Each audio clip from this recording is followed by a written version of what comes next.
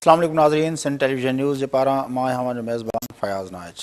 नाज़रीन, अॼु असां सां गॾु मौजूदु आहिनि मोहतरम जनाब इमाम याहया हिंदी साहब। पाण अमरीका मां आया आहिनि, अमरीका जी जॉर्ज टाउन यूनिवर्सिटी जा पंहिंजो में पढ़ाईंदा आहिनि। उन सां गॾोगॾु जेका मुस्लिम अमरीकन सोसाइटी आहे, peace office of the Muslim American society, उनजा डायरेक्टर बि आहिनि। अचो त उन सां ॻाल्हि ॿोल कयूं था सॼी दुनिया जे अंदरि जेका मुस्लमाननि जी सूरत हाल आहे ऐं ख़ुदि जेको इस्लामिक जेका फ़लसफ़ो आहे ऐं इस्लाम जी जेका पंहिंजी थ्योरी आहे उन जे हवाले सां हिंदी साहब जो तमामु घणो कमु थियल आहे। अचो त पाण उन सां ॻाल्हि ॿोल कयूं।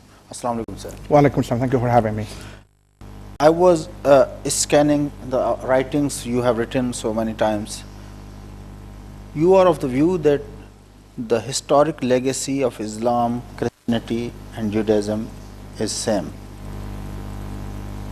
How do you justify it? Well, without any doubt, I spent almost 20 years studying Judaism, Christianity and Islam. I read the Torah from cover to cover. I read the Christian Bible, the New and the Old Testament from cover to cover, and I read the Quran. The more you read, the more you know that you need to know more and that you know not. And the more you discover, wait a minute, wow, this is too much, that is similar. Number one, Judaism, Christianity and Islam are monotheistic religions. The three religions believe in one God. In Arabic, in Islam, ilahun wahid. In Hebrew, Elohino, ilahun ikhad. Wahid in Arabic, ikhad in Hebrew. The same word even. Ilahuna in Arabic, Elohino in Hebrew. In Christianity, there's only one God who created this universe. So that's number one. In the three religions, there is the belief in life after death. Islam believes that we will all be held accountable for our deeds. So is Christianity. So is Judaism. Number three, the three religions are Middle Eastern religions. Judaism, Christianity, and Islam started in the Middle East. Christianity is not a Western religion. Actually, it is an Eastern religion, historically. They emerged in the very same area, in the very same location. Number four, the three religions claim the same prophecies and the same prophets. The importance of Abraham in the three tradition, the importance of Moses in the three tradition, the importance of Aaron and Jonah and Adam and Eve in the three traditions.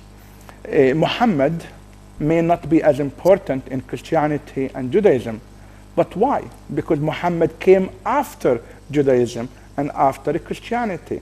So it's very natural that neither Christianity nor Judaism speak about Prophet Muhammad. The Ten Commandments, thou shalt not kill, thou shalt not murder, you find that in the Quran, you find that in the Torah, you find that in Christianity. So there are many similarities between the three religions. Actually, recently I produced a DVD called Judaism, Christianity, and Islam, More in Common Than You Think. The problem here is that many people would want us to believe that we are enemies. Some Muslim radicals, some Christian and Jewish radicals would want us to believe that we have nothing in common, only because these people have their own agendas. They want us to clash. They want us to fight each other. Having studied the three religions, I dare to say that they are much more similar than they are different. Because that does not mean that there are no differences. There are major differences between the three religions. For example, the identity of Jesus. Jesus in Islam is a sinless, perfect prophet and a human being. While Jesus in Christianity is God incarnate, or is the Son of God, is the Savior, if you will. It's okay, I have no problem with that. We differ on the identity of Jesus. But it is true that Jesus is important in Islam, but also is important in Christianity. Something else. Jesus in Islam is the Messiah who will come back at the end of time to bring about peace to the world. That is Jesus in Christianity. So Jesus plays the same role in both traditions in many ways, shapes, and forms. Islam and Judaism. In Judaism, you have the concept of halakha in Hebrew. Halakha, which means sharia, from the word shari', path. The word sharia in Islam, in Arabic, also means path. Because in Judaism, the way to God is the law. In Islam, the way to God is also the law and ethics. So here it is. Islam and Judaism are so much similar in that regard. We are talking about the three religions, but you are saying that we have so many things of same nature and similarities. But there is a conflict also between three religions, and that have a very, very, very historic roots. You know, the conflict is not between religions. The conflict is between the people.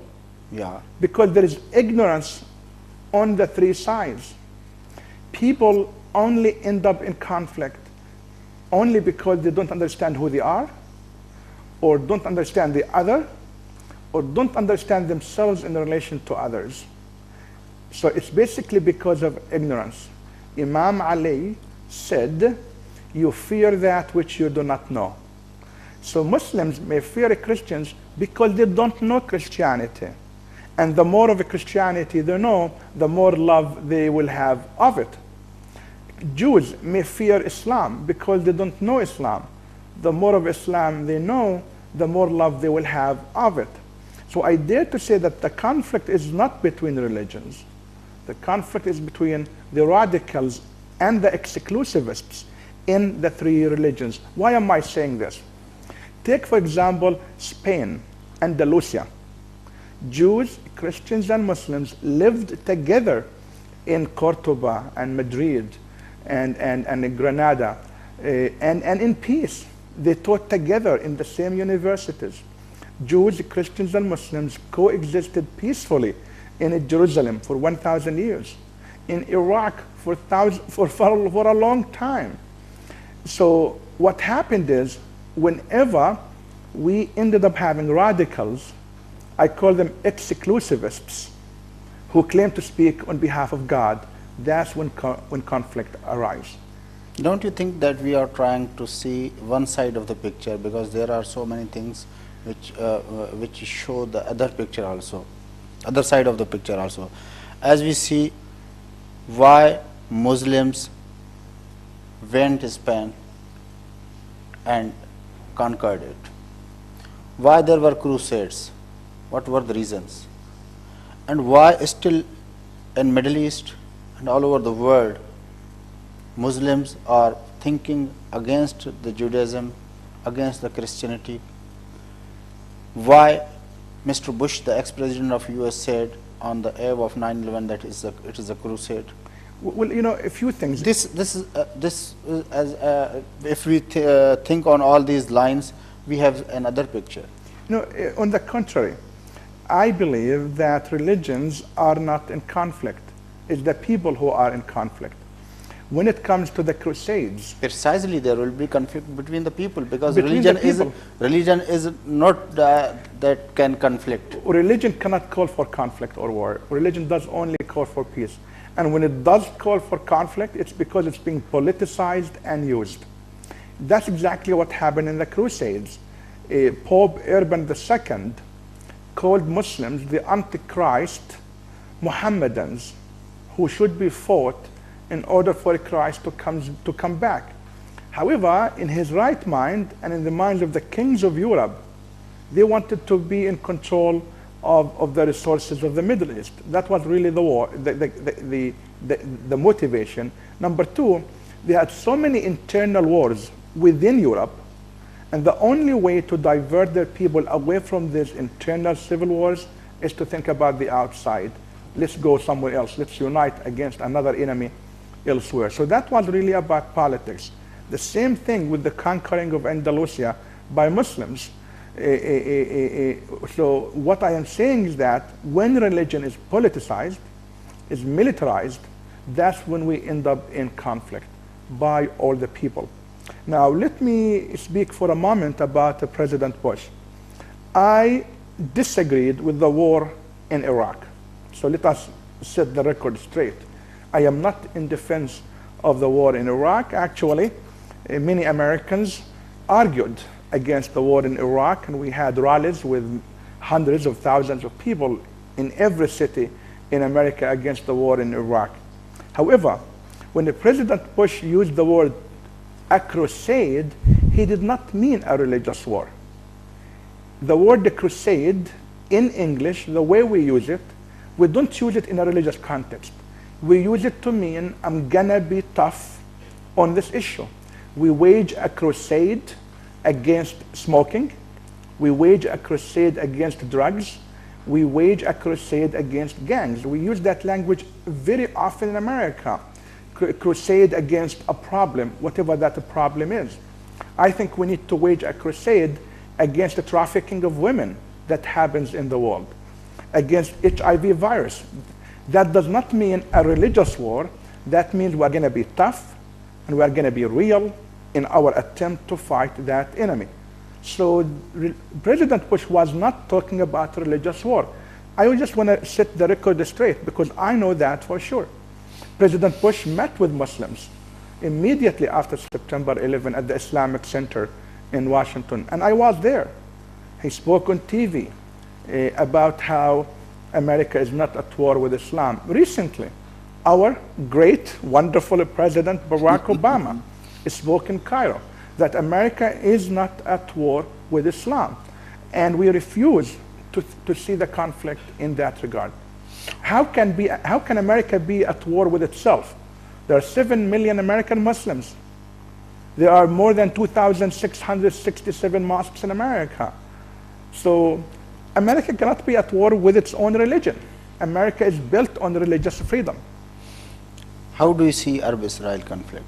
It is a conflict between religions. It is a conflict between the nations, nationalities. It is a nationalism, war based on nationalism or religions. You know, the Arab-Israeli conflict for me is a sad history, a sad moment in the history of humanity, that three religions that are so highly interrelated, so closely interrelated, are not able to make peace between their people. Remember, number one, that the Arab-Israeli conflict is not a religious war between Jews and Muslims. Actually, the Palestinians are not only Muslims. The Palestinians are also Christians. So Christians are a part of that conflict, if you will. I believe that the Arab-Israeli conflict is not a religious war between Judaism and Islam or Christianity, but rather between two peoples, the Israelis and the Palestinians, both of whom claim legitimate right to that land. So it's two peoples trying to create a nation for themselves. So it's a political conflict between two peoples, two communities, and not two religions. Actually, I believe that if religion is consulted in the right fashion, it can make peace between the three communities. We will talk it in detail because it was very strange for me that you have written that Middle East conflict can be resolved on the basis of religions, not on the basis of secular basis. So I will talk in detail, but after one break. नाज़रीन, इमाम याह्या हिंदी साहब सां असांजी गुफ्तगू हलंदड़ आहे ऐं असां ॻाल्हायूं था मिडल ईस्ट जे बारे में, फ़लस्तीन ऐं इज़राइल जो जेको कॉन्फ्लिक्ट आहे उन जे बारे में। याह्या हिंदी साहब जो चवणु इहो आहे त उन मसइले खे जहिड़े नमूने सां सेक्युलर बुनियादनि ते हल करण जी कोशिशि कई वई आहे, तंहिंजे करे उहो हल नथो थिए जेकॾहिं उन में सही नमूने सां मज़हबनि ऐं मज़हबी स्कॉलर्स खे उन में इन्वॉल्व करे ऐं सही माना में मज़हबनि जे बुनियाद ते ऐं मज़हबी जेके नुक़्ते नज़र आहिनि उन जे बुनियाद ते उनखे हल करण जी कोशिशि कई वञे त उहो हल थी सघे थो। उन जे बारे में उन वटि कहिड़ी जस्टिफिकेशन आहे उहा उनखां मालूम कंदासूं, पर हिकिड़े वक़्फ़े खां पोइ।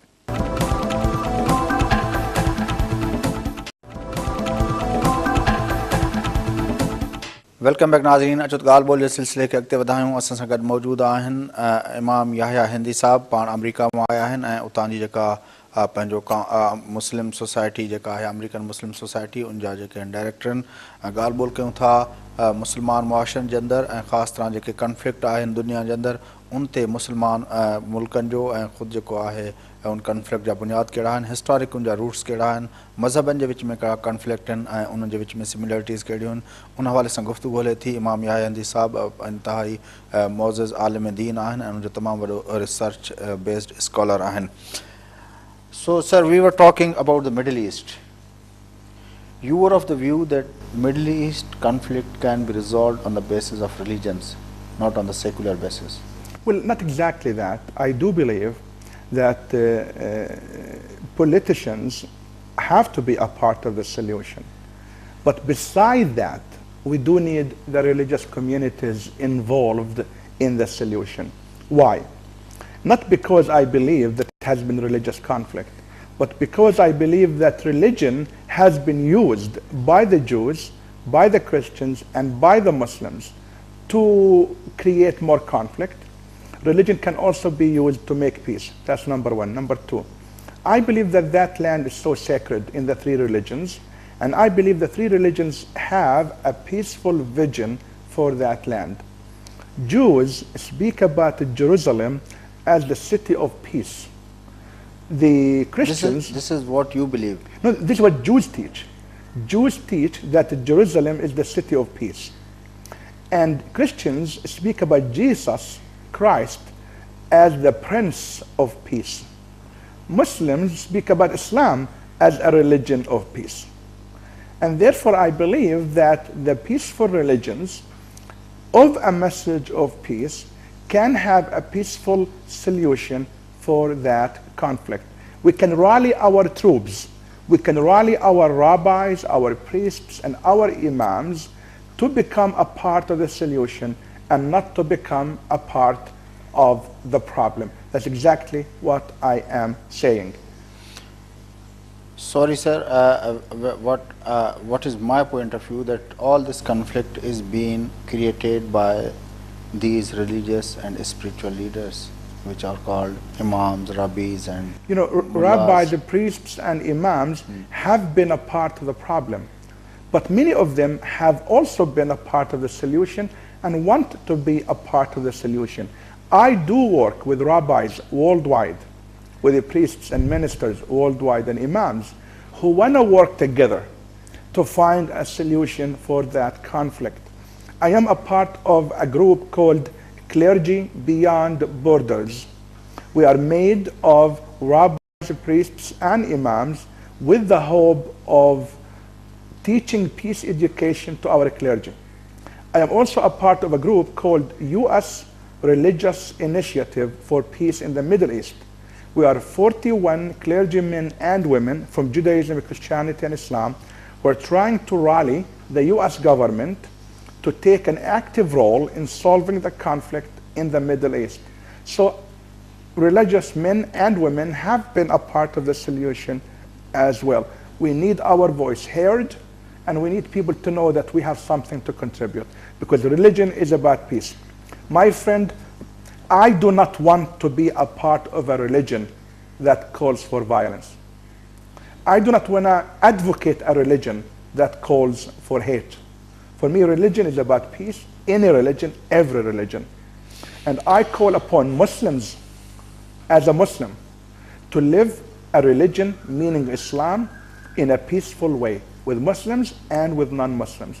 This is why I call for Muslims to reform the way they understand Islam and the way they practice Islam. Unfortunately, in the West, Islam is believed to be a violent religion. In the East, many Muslims are tired of Islam because of what they see from fanatic, exclusivist, angry Muslims who use Islam for their political means, whether Al-Qaeda or Taliban or any such groups. And it's about time to say no and no and no. Islam is a religion of peace, and we will reclaim, I will reclaim, the peaceful message of Islam from those extremists. This is true that in Muslim societies people are tired about all these fanatic organizations, but simultaneously people are also have so many reservations about and complaints about the attitude of the Western Christian world, the how they behave, the Muslim societies and countries. You know, unfortunately, many Muslims are not willing to assume responsibility for their own actions. We use the West as a scapegoat to run away from our own mistakes. I believe that we are the solution, and we can be the beginning of a solution in terms of how others see Islam and how others change their perception and their views of Islam. Before I criticize America or Zionism or the State of Israel or the West, let me criticize myself. Self-evaluation, self-criticism is the best of Muslims and Islam. You know, Ali Shariati, the very well-known scholar, wrote a book called The Sociology of Islam.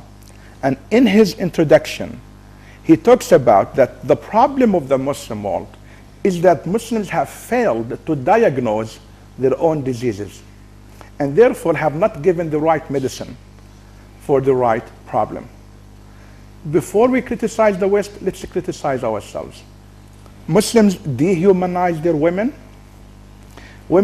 Muslims deprived women from their rights.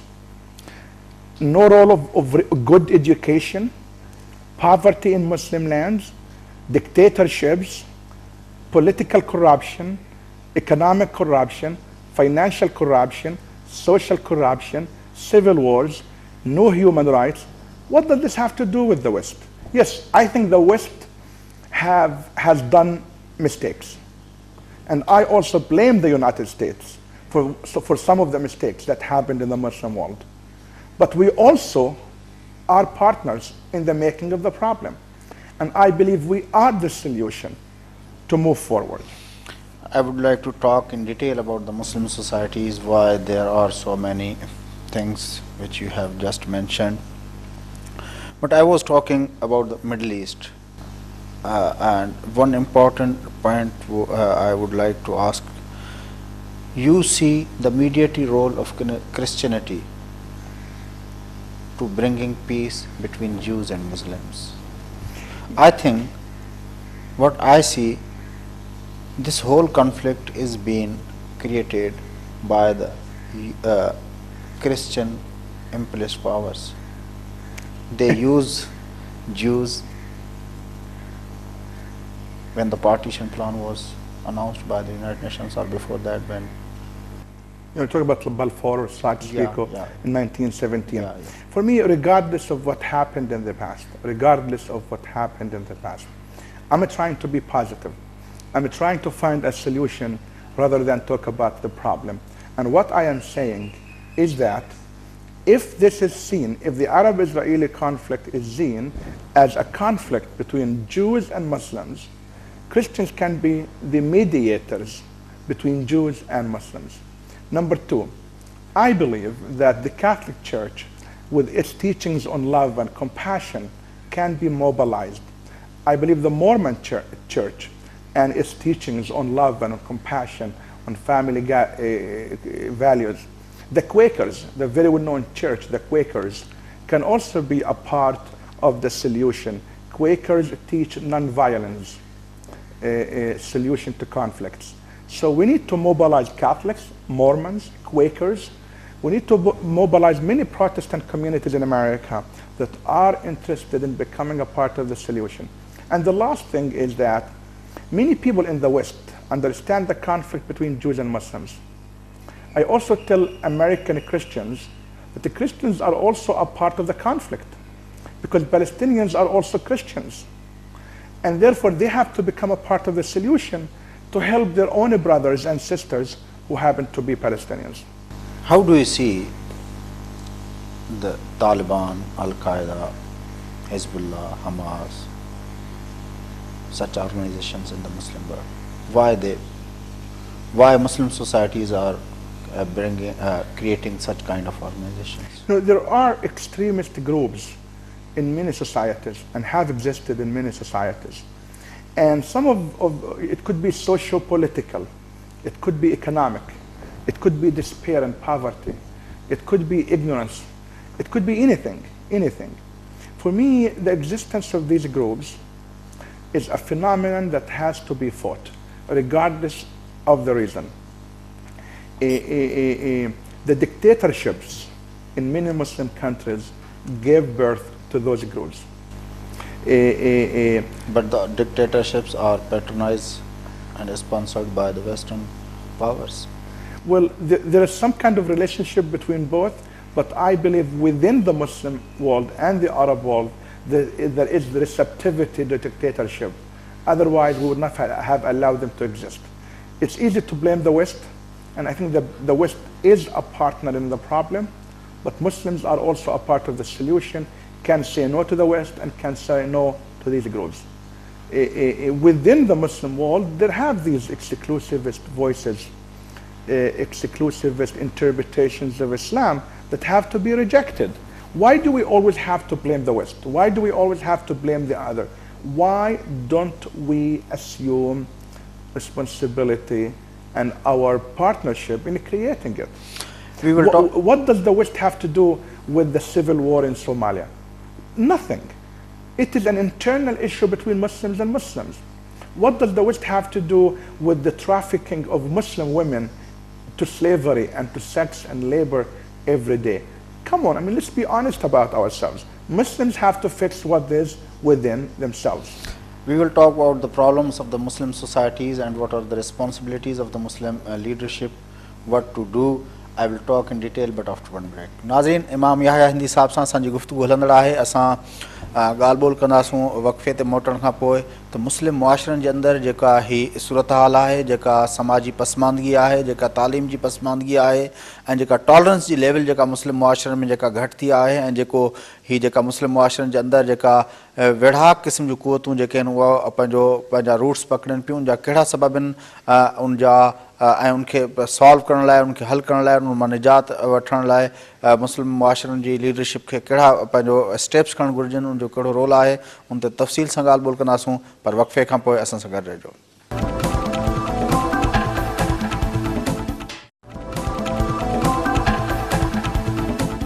Welcome back नाज़रीन, अचो programme जे सिलसिले खे अॻिते वधायूं। ॻाल्हि ॿोल कयूं था इमाम याह्या हिंदी साहब सां। पाण जेके आहिनि पंहिंजो आलिम दीन आहिनि, मज़हबी हवाले सां स्कॉलर आहिनि, अमरीका जी जॉर्ज टाउन यूनिवर्सिटी जा उस्ताद आहिनि, उन सां गॾोगॾु जेका अमरीकन मुस्लिम सोसाइटी आहे उन जा डायरेक्टर बि आहिनि।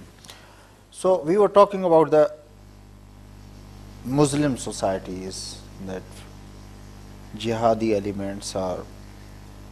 By the way, let me say something about that.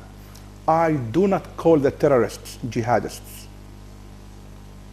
Because jihad for me means to do what is good to help the society.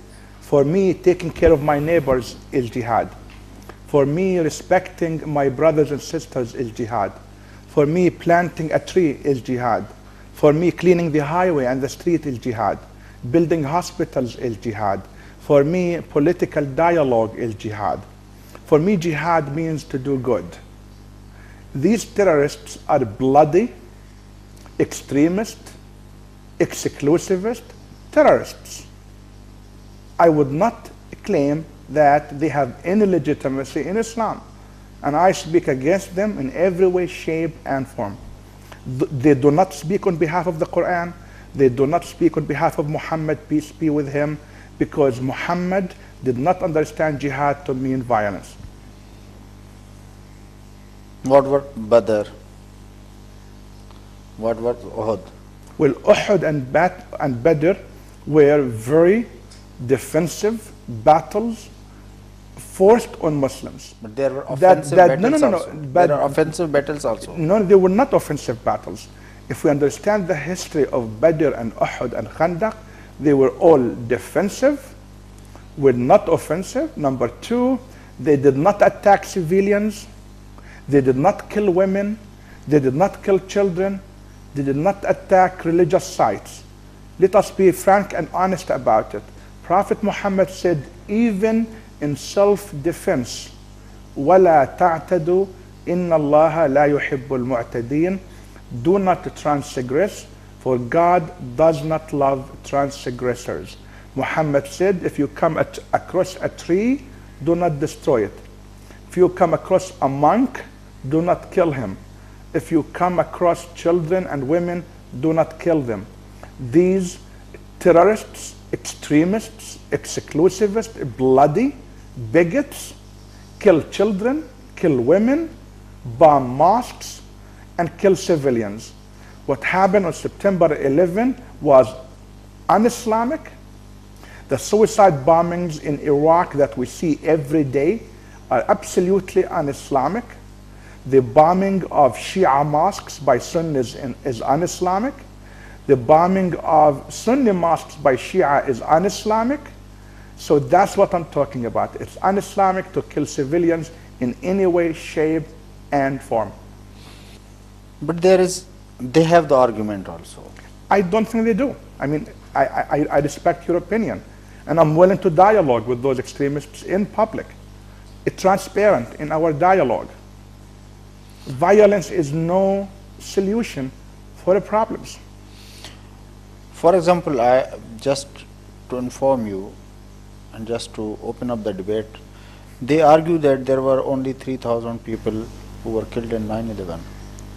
But in response, how many people are being killed in Iraq and Afghanistan? And again, you keep going back to the war in Iraq. I told you that the war in Iraq was, for me, as a private citizen, and I do not speak on behalf of the U.S. government. I speak as a private citizen. War in Iraq fired up the sentiments of the Muslim societies all over the world. I agree with you. I think the war in Iraq was a historic mistake, that America is paying the price for it. But this is why we have Barack Obama. This is why we have a new president. This is why we have a new outreach to the Muslim world. And we want the Muslim world to reach out to us as well. President Barack Obama spoke about how we should not be paralyzed by the bitterness of the past. Let us move forward with a mutual understanding, a mutual respect between the Muslim world and America. Let's move forward. So let us come to the Muslim societies. What do you think, what are the problems of Muslim societies and how they can be solved, whether they should go on the path of secularism or whether they should go on the path of religion? How do you see, what are the problems and how those problems can be solved? I don't claim to have the magic touch on the Muslim world. As a Muslim, and I love Islam, as someone who knows the Quran, as someone who studied Islam, and I am an Imam. I have a huge mosque with thousands of people who come to it and pray, and I would say, as a humble Muslim who travels around the world to meet with Muslims, I love Muslims, I love Islam, and I want Muslims to change some of what is within them. Number one for me is the lack of positive, peaceful religious education. And the solution for that is to reform our religious education, to reform our madrasas, and the way we teach religion to our children. Number two, the increased number of dictatorships in Arab and Muslim governments. The way to change that is that the people have to take over, so that our governments will be governments of the people, by the people, with democracy. Like Iran? With democracy. You suggest like Iran? No, I would not say like Iran. I would say like Malaysia. For me, Malaysia is a wonderful Muslim country with democracy. Turkey is a very good example for how a Muslim nation should be. Democracy, respect of the human rights, respect of science and education. And therefore, for me, the respect of the human rights, democracy, is quite essential in Muslim countries and in Muslim lands. I was really hurt when Benazir Bhutto was killed. I was hurt not because I agree or disagree with Benazir Bhutto. Actually, I had my own views about her politically. But for me, killing her, murdering her in that bloody way was un-Islamic, unacceptable, undemocratic, and must be rejected by all Muslims. At the end of the day, if you disagree with your political opponent, okay, solve the problem in a democratic way. Solve the problem with election, not with violence and not with hate and not with killing. So when I see Muslim countries, almost in every Muslim nation, almost, there is a violent civil war going on. Why cannot we solve our conflicts with dialogue, with respect for all? So seculars have to be ready to listen to their opponents. Islamists have to be ready to listen to their opponents and let the people decide what the people want in a democratic way, away from violence and away from calling each other's names. You are a traitor, and if you are a traitor, you have to be killed. Unacceptable. What do you suggest that Muslim society should follow the path of Iran or the Taliban? The state should be run on the basis of religion, or you think that we should go on any other direction? I do not believe in theocracy.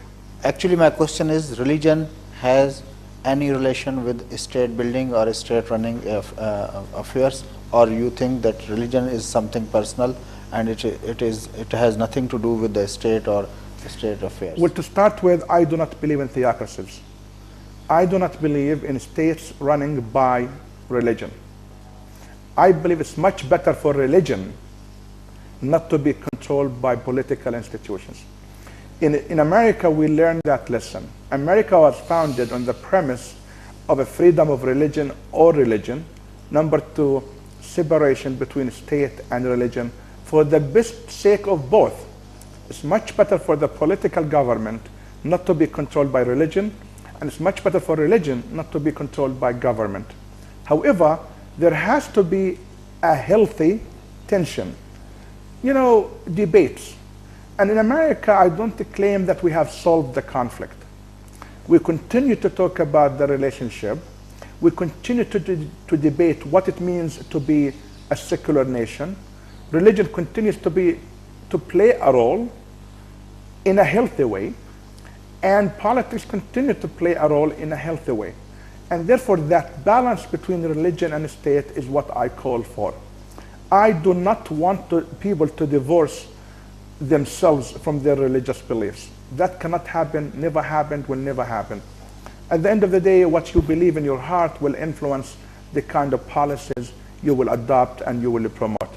However, I do not believe that states should be run by specific religion on the expense of other religions. Number two, people perceive religion differently and interpret religion differently. For me, God wants us to govern ourselves in the way we human beings see fit.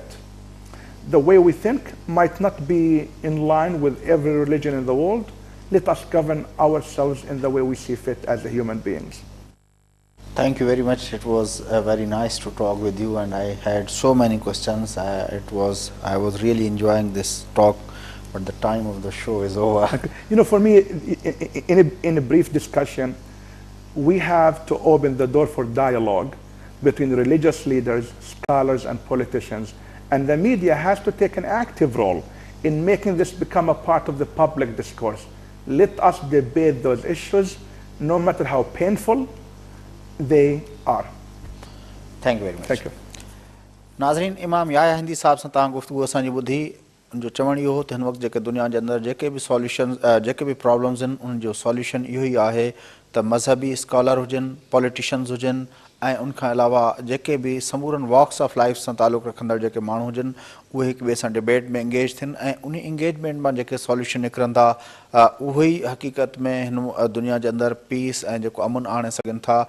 बाक़ी जेकॾहिं जेका असां वटि जेका हिन वक़्तु रविश आहे त मज़हबी स्कॉलर चवनि था त सेक्युलर क़ुवतूं जेके आहिनि उन्हनि जी का ॻाल्हि न ॿुधी वञे, ऐं सेक्युलर क़ुवतूं इहो थियूं चवनि त मज़हबी जेके स्कॉलर आहिनि उन्हनि जी का ॻाल्हि न ॿुधी वञे।